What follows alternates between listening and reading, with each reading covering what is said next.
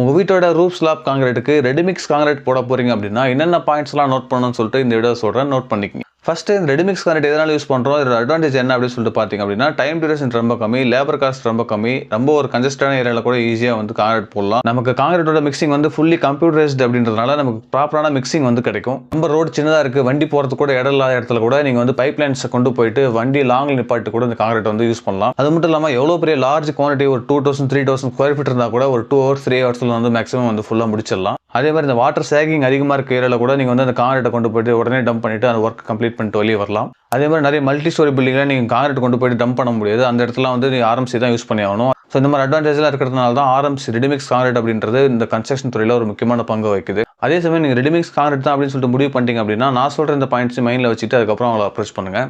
First point, அந்த RMC பிளான்ட்டுக்கும் உங்கள் சைட்டுக்கும் எவ்வளோ டிஸ்டன்ஸ் இருக்குது அப்படின்னு சொல்லிட்டு நோட் பண்ணிக்கோங்க. ஏன்னா மினிமம் ஒரு காங்கிரீட் பேட்ச் ஆனதுலேருந்து 1.5 hours 2 hours அது வந்து அன்பேட்ச் ஆயிருக்கணும். இன்கேஸ் உங்கள் பிளான்ட்டுக்கும் உங்கள் சைட்டுக்கும் ரொம்ப டிலே இருக்குது அப்படின்னா முன்னாடியே அவங்ககிட்ட இன்ஃபார்ம் பண்ணிட்டு இந்த மாதிரி எனக்கு வந்து ஒரு 4 hours 5 hours செட்டிங் டைம் வந்து இன்க்ரீஸ் பண்ணி கொடுங்க அப்படின்னா அதுக்கு தகுந்த மாதிரி அவங்க கெமிக்கல் ஆட் பண்ணிட்டு அவங்க வந்து இன்க்ரீஸ் பண்ணி கொடுப்பாங்க. நெக்ஸ்ட் நீங்கள் எந்த ஆர்எம்சி பிளான்ட்டில் ஆர்டர் பண்ணாலும் சரி, அங்கே டைரெக்டாக சைட் விசிட் பண்ணிட்டு அந்த ஆர்எம்சி பிளான்ட்டில் குவாலிட்டியான ஒர்க் வந்து எப்படி வந்து கொண்டு போகிறாங்க, அவங்களோட குவாலிட்டி ஆஃப் ஒர்க்ஸ் வந்து எப்படி இருக்குது அப்படின்னு சொல்லிட்டு நோட் பண்ணிக்கங்க.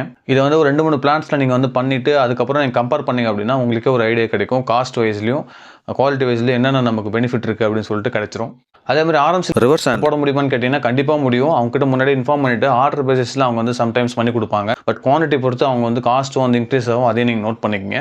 இந்த பாயிண்ட்ஸ்லாம் காங்கிரீட் போடுறதுக்கு முன்னாடி, காங்கிரீட் போடுறதுக்கு அப்புறம் என்ன பண்ணணும் அப்படின்னா M20 கிரேடா M25 கிரேடா நீங்கள் வந்து கியூப் டெஸ்ட் பண்ணியிருப்பீங்க. அந்த கியூப் டெஸ்ட்டுக்கான ரிசல்ட் வந்து அந்த கிரேடை பொறுத்து வந்து கரெக்டாக அச்சீவ் ஆயிருக்கணும். இப்போ M20 கிரேட் அப்படின்னா 28 days அப்புறம் செக் பண்ணும்போது நமக்கு 20 Newton/mm² கிடைக்கணும். அப்படி கிடைக்கல அப்படின்னா அந்த காங்கிரீட்டோட முழு பொறுப்பும் வந்து ஆர்எம்சி தான் ஏற்கணும். இது வந்து கவர்மெண்ட் ரூல்ஸில் இருக்குது. நீங்கள் வந்து கன்சியூமர் கோர்ட்டில் கேஸ் போடலாம். ஃபுல்லாக டெமாலிஷ் பண்ணிட்டு ரீவொர்க் பண்ணுற எல்லா காஸ்ட்டுமே வந்து அவங்க தான் ஏற்றுக்கணும்.